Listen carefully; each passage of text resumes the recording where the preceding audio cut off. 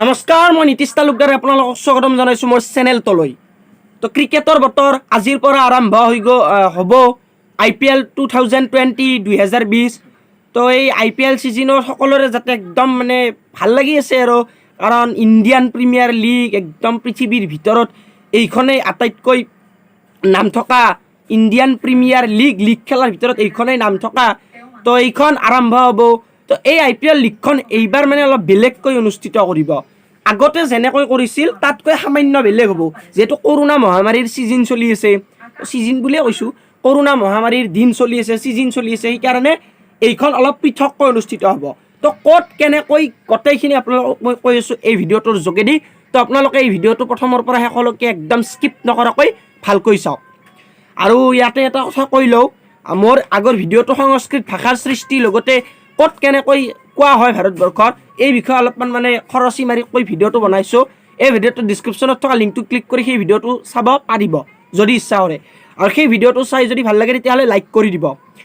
আৰু আপোনালোকে যদি এই চেনেলটোলৈ নতুনকৈ আহিছে তেতিয়াহ'লে ছাবস্ক্ৰাইব কৰি দিব। তো আপোনালোকৰ মাজলৈ এতিয়া মই আনিছোঁ IPL 2020ত কি নতুন নিয়ম হ'ব বা 2020খন ক'ত কেনেকৈ অনুষ্ঠিত হ'ব। চাওক, IPL 2020 এইবাৰ ইউনাইটেড আৰব এমিৰেটত অনুষ্ঠিত হ'ব। আগতে IPL 2008ৰ পৰা 2019লৈকে আমাৰ ভাৰতবৰ্ষতে আছিল। ভাৰতবৰ্ষৰ মানে যিকেইটা টীম হয় এই টীম কেইটাৰ হোম গ্ৰাউণ্ডত অনুষ্ঠিত কৰা আছিল। আৰু তাৰে মাজৰ পৰা ফাইনেলখন ছেমিফাইনেলখন এনেকুৱাকৈ ষ্টেডিয়াম লোৱা আছিল। কিন্তু এইবাৰ ভাৰতবৰ্ষত নহয়, এইবাৰ হ'ব ইউনাইটেড আৰব এমিৰেট। আৰু ইয়াৰ প্ৰত্যেকখন খেলা ইউনাইটেড আৰব এমিৰেটৰ ডুবাই আৰু আবু ধাবিত পাতিব।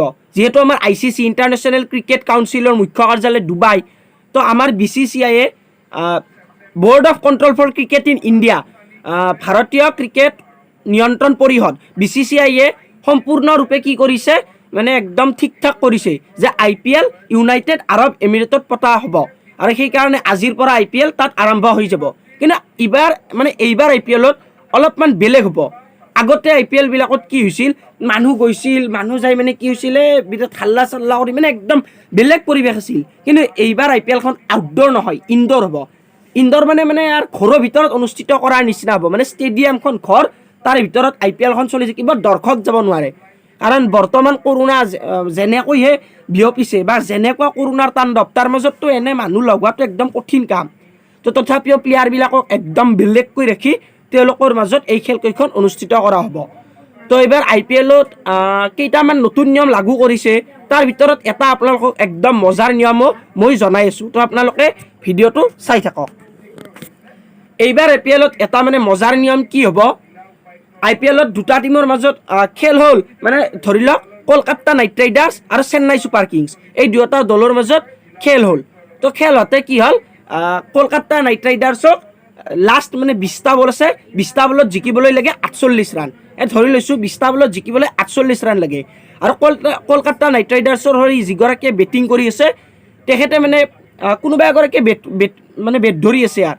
কিন্তু এইবাৰ IPLত এনেকুৱা এটা নিয়ম কৰি দিছে, যি 15গৰাকী প্লেয়াৰৰ খেলুৱৈৰ নাম তালিকাখনত থাকিব, মানে খেল আৰম্ভ হোৱাৰ আগতেতো ধৰি লওক চেন্নাই ছুপাৰ কিংছ আৰু কলকাতাৰ খেলা হ'ল, তাৰ আগতেতো এখন চাৰ্ট দিব লাগিব, লিষ্ট দিব লাগিব যে এই 11জন খেলিব আৰু বাকী 4জন মানে নেখেলাকৈ থাকিব। মানে 15জনৰ লিষ্ট দিব লাগিব, 11জন খেলিব আৰু 4জন ছাবষ্টিটিউট আৰু 4জন নেখেলাকৈ থাকিব। মানে এইকেইজনৰ ঠাইত কিবা কাৰণত সোমাব পাৰিব। তো আগতে আছিল এনেকুৱা নিয়ম। কিন্তু এতিয়া কি হ'ব, 12টা বলত 12টা নহয়, ক্ষমা কৰিব, 20টা বলত 48 ৰান লাগে KKRক জিকিবলৈ। KKRৰ যিগৰাকীয়ে বেট ধৰি আছে তেওঁ যদি ইচ্ছা কৰে যে মই বেট নধৰোঁ, আমাৰ ৰাছেল খেলা নাই, আন্দ্ৰে ৰাছেল খেলা নাই, প্লেইং 11ত নাই, কিন্তু প্লেইং 50ত আছে, প্লেইং 15ত আছে। তো আন্দ্ৰে ৰাছেলে বেট ধৰা ব্যক্তিগৰাকীৰ মাজত সোমাই যাব পাৰিব আৰু তেওঁ মানে কোবাব পাৰিব বা বেট ধৰিব পাৰিব। তো এনেকুৱা নিয়ম কৰিছে, আউট হওক বা নহওক। তো এনেকুৱা এটা নিয়ম BCCI নতুনকৈ কৰি দিছে। আৰু ধৰি লওক এইফালে খেলা হ'ল Rajasthan Royals versus Mumbai Indians. তো ৰাজস্থান ৰয়েলছৰ হৈ বেন ষ্টক আৰু বাটলাৰে বেটিং কৰি আছে। তো তাৰ মানে লাষ্ট বল আছে 8টা বল, 1 অভাৰ 2টা বল আছে আৰু জিকিবলৈ ৰান লাগে 16 ৰান। 8টা বলত 16 ৰান লাগে।